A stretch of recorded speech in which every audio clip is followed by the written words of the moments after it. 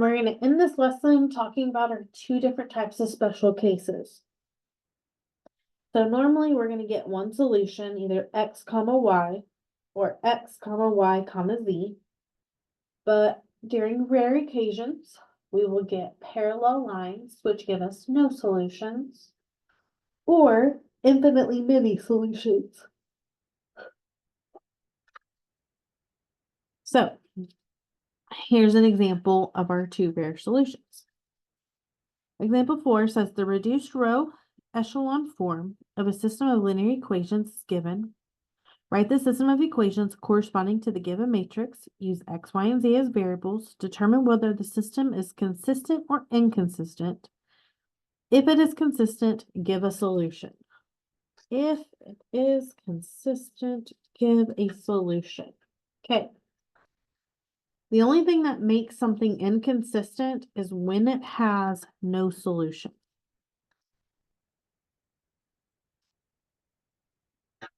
So that means if it has a solution, one solution, it's consistent. And if it has infinitely many, it is still consistent.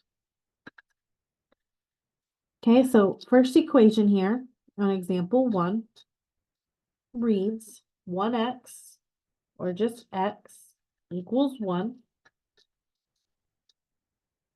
Equation 2 is 1y, or y, equals 2.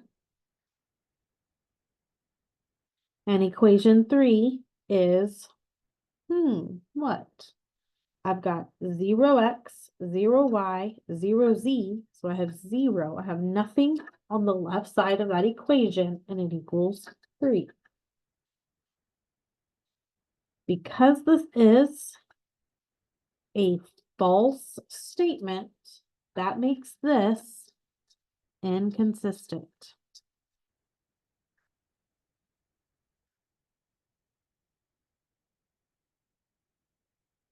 Which is again the same as no solution. So, because it is inconsistent, we are done. We like those. B, not going to happen. Start off the same way. Write your equation 1, 2, and 3.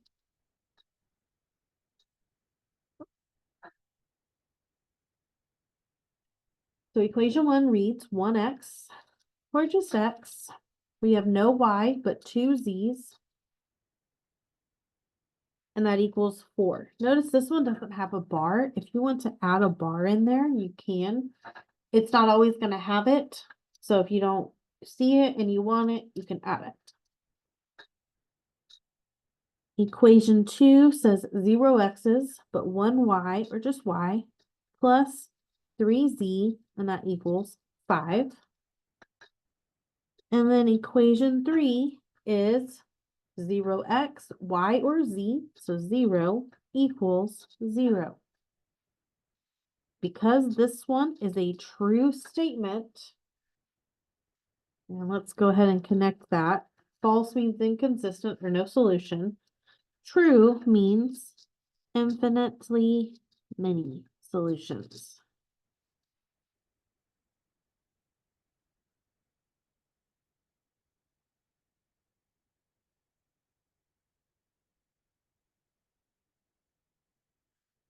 And infinitely many solutions means consistent.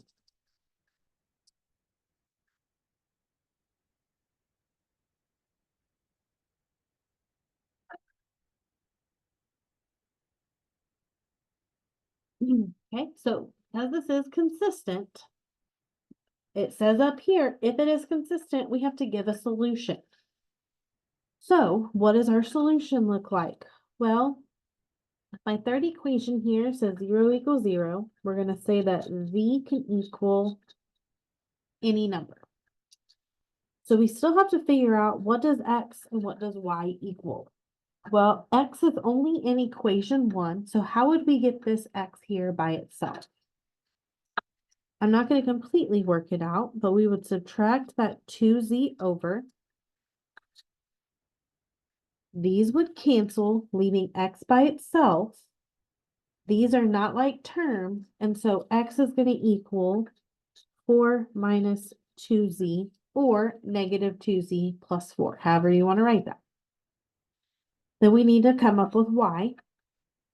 Y is only here in equation 2. So same thing, I can get y by itself if I subtract my 3z over.